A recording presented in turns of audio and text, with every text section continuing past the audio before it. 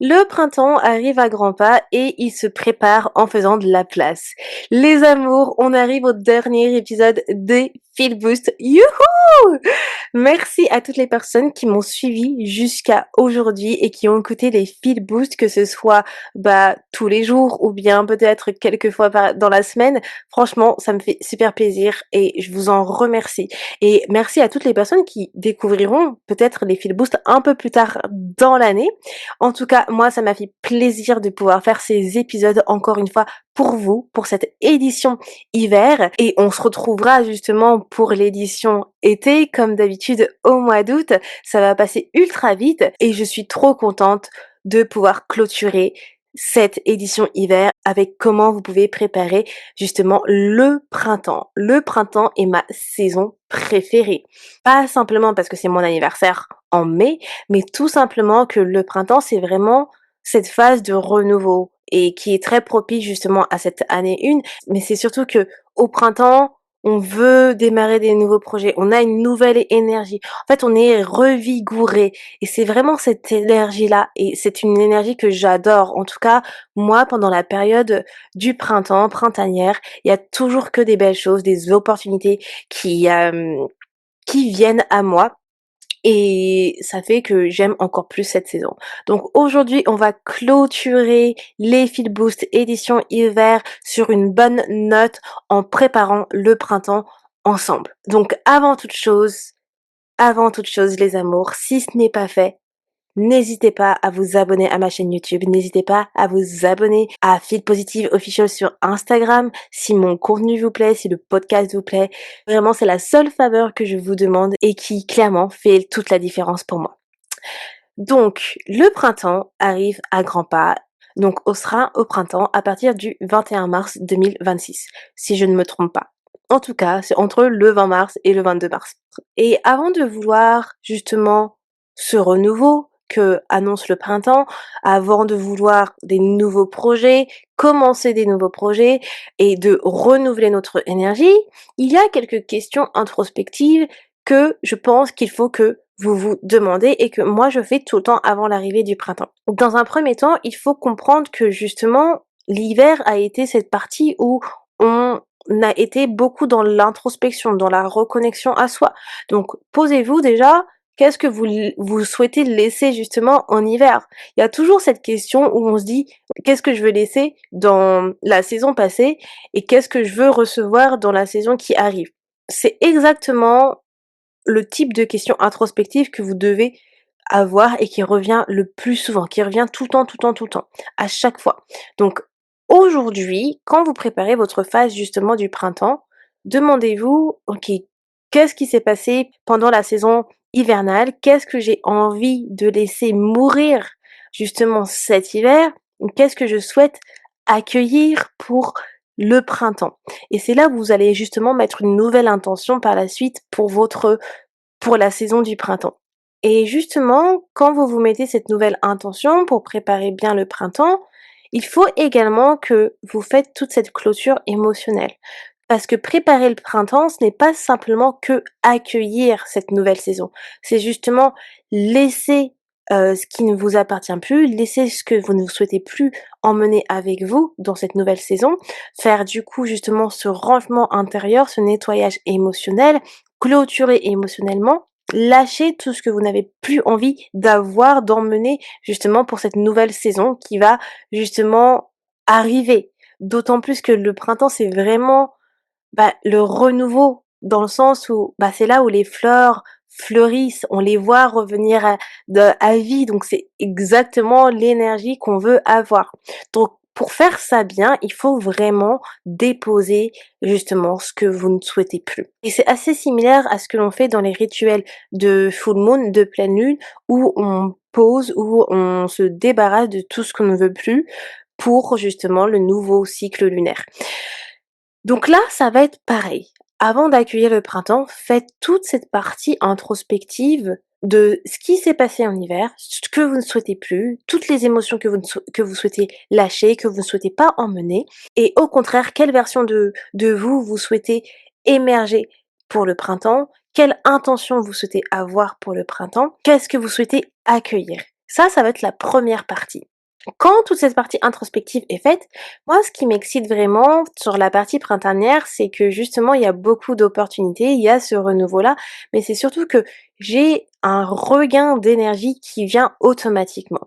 Un regain d'énergie parce que je pense justement aux opportunités, aux projets, je pense au soleil, je pense à toutes ces choses que je vais pouvoir faire pendant cette partie printanière que on ne peut pas forcément faire pendant l'hiver, puisque comme je vous l'ai dit, pendant l'hiver, moi je suis plutôt en hibernation émotionnelle. Donc là, ce que je vais faire, c'est que je vais préparer mon printemps au niveau donc des choses que j'ai envie d'accomplir pendant cette saison printanière. Donc je vous ai dit que vous mettez votre intention pour la saison et après, justement, vous vous dites quelles sont les choses que j'aimerais accomplir pendant cette saison printanière en fonction des objectifs que j'avais déjà mis en place pour cette année. Parce que les objectifs que vous avez eus peut-être en début de l'année 2026, c'est bien de les revoir et de savoir si où vous en êtes. Toujours faire ce self-check au niveau de vos objectifs parce que ça vous permet de savoir peut-être est-ce que cet objectif-là, je devrais peut-être pas le mettre à long terme au lieu de court terme. Est-ce que cet objectif-là, je suis toujours alignée? Donc c'est pourquoi je trouve que avec cette transition printanière, c'est bien de faire ce check, de vos objectifs et de se dire où vous en êtes. Peut-être que cet objectif-là, qui est un objectif court terme, qui normalement devrait être terminé rapidement, eh ben, il ne sera toujours pas terminé au printemps. Donc peut-être que vous devez le switcher, pour justement un autre objectif. Peut-être que vous n'êtes plus aligné avec cet objectif à l'instant T et que du coup vous pouvez switcher avec un autre objectif. Donc en fait, c'est là où vous pouvez vraiment faire ce self-check justement avec vos objectifs, vos actions pour savoir qu'est-ce que je garde, qu'est-ce que je souhaite modifier et qui vous permettra justement de ne pas perdre de motivation, d'être toujours aligné et et de créer des routines et des habitudes en fonction. Donc, vous voyez, quand vous faites toujours ce check-in avec vous-même, quand vous vous donnez des rendez-vous avec vous-même, que ce soit pour votre bien-être, votre plan d'action, ça permet de garder un alignement avec ce qui est important pour vous, avec vos priorités. Donc c'est quelque chose que moi je fais souvent et ce qui va vraiment changer la donne, surtout au printemps, ça va être au niveau de mon bien-être. Mes routines bien-être, je vais beaucoup les changer puisque au final, je vais avoir cette possibilité de sortir plus. Donc je vais pouvoir me créer des routines bien-être qui vont être en relation avec mon énergie, mes intentions, mais surtout avec cette énergie aussi printanière. Ça va être la deuxième chose. La troisième chose que je trouve qui est intéressant à faire au début de ce printemps, ça va être le côté challenge. Quand je parle du côté challenge, c'est que l'arrivée du printemps, c'est comme une ouverture. Ok, comme je disais, on voit les fleurs revivre, tout le monde est content parce que le printemps va ouvrir sur l'été. Et c'est à partir de ce moment-là où justement les gens veulent commencer à préparer l'été. Mais on veut commencer à préparer l'été et en fait, je pense déjà rien que la partie féminine, mais les femmes, on va se dire, oh, l'été arrive rapidement, on veut notre summer body, par exemple. Donc du coup, c'est pour ça que je pense à la partie challenge, c'est-à-dire qu'est-ce que je peux faire pour me challenger au niveau ce printemps pour justement accueillir aussi l'été. Il y a toujours des petites choses que vous pouvez faire en termes de challenge personnel. Ça peut être comme je vous ai dit, là où que j'avais commencé en hiver justement mon treadmill challenge où je fais 15 minutes par jour. Ça peut être, je ne sais pas, un challenge de gratitude que vous faites, voilà pendant 31 jours le 1er mois de printemps. Ça peut être justement un challenge où vous vous dites où vous allez courir 15 minutes par jour. En fait, je trouve que le challenge est une action ultra appropriée au printemps qui est en fait l'ouverture, le renouveau et je trouve que justement le challenge c'est commencer quelque chose de nouveau qu'on n'a jamais fait et qui nous permettra justement d'avoir cette satisfaction. Donc pensez à ça comme activité de vous challenger pendant cette période printanière parce que justement ça va lead au dépassement de soi. Ça va permettre d'augmenter votre estime personnelle mais votre confiance en vous-même également et ça je trouve que c'est super approprié avec l'énergie aussi printanière, selon moi. D'accord? Je vous dis toujours en fonction de ce que moi je pense et en fonction de ce que je fais et ce que je vois par rapport à ma personne. Et pour terminer, la bonne manière de préparer le printemps, c'est de faire de la place. Donc, vous avez fait de la place émotionnellement avec la partie introspective, avec le nettoyage justement émotionnel dont je vous ai parlé dans un des épisodes.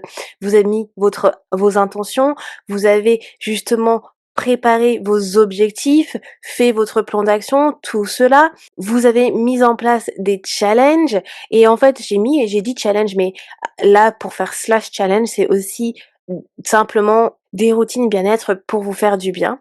Donc dès que vous avez fait ça, faites de la place. Faites de la place pour vous. Faites de la place pour pouvoir accueillir d'autres choses, des choses nouvelles, puisque le printemps est très propice à la nouveauté. Au printemps, vous allez avoir toujours des surprises. Vous allez avoir des choses que vous n'avez jamais imaginées. Enfin, en tout cas, par mon expérience personnelle, il y a toujours des choses nouvelles qui m'arrivent où je me dis, mais punaise, j'aurais jamais imaginé ça, en fait. Donc, faites de la place pour vous et ne remplissez pas votre emploi du temps juste pour cocher des cases. Faites en sorte de toujours avoir du temps off pour pouvoir profiter de ce qui va arriver. Voilà, voilà, voilà, les amours. On a terminé pour ces feel boost d'hiver. Je suis trop contente. J'espère que vous allez pouvoir préparer votre printemps de la plus belle manière que ce soit et que vous avez pris du temps pour vous reconnecter à vous-même pendant cette période hivernale. Moi, ça a été vraiment le cas pour le coup, parce que comme je vous l'ai dit, après les périodes que j'avais eues avant les fêtes, cette surcharge émotionnelle et mentale, j'en avais vraiment besoin de me reconnecter à moi-même et j'ai une hâte, c'est d'arriver au printemps pour le soleil, pour les sorties dehors, pour pouvoir me reconnecter à la nature. Oh! J'aime trop. Voilà, voilà. Voilà les amours, merci beaucoup, beaucoup, beaucoup, beaucoup d'avoir écouté les Feel Boost édition hiver. Ça m'a fait super plaisir, encore une fois, de pouvoir faire ces Feel Boost pour vous. On se retrouve bien évidemment avec le rythme habituel d'un épisode par semaine, toujours en vidéo, puisque cette année, Feel Positive se challenge, enfin Feel Positive moi, en l'occurrence, ce challenge, je me challenge à faire des épisodes en vidéo pour le podcast. Donc vous me retrouverez sur YouTube et Spotify en vidéo une fois par semaine pour l'épisode de la semaine. Voilà les amours, merci énormément. Surtout si vous souhaitez continuer à soutenir Fit Positive, ma faveur du jour et qui me fera ultra plaisir, c'est que vous vous abonnez à la chaîne YouTube de Fit Positive ou bien me suivre sur Instagram à Fit Positive Official. Et moi, je vous dis à lundi pour un nouvel épisode de Fit Positive. Ciao tout le monde!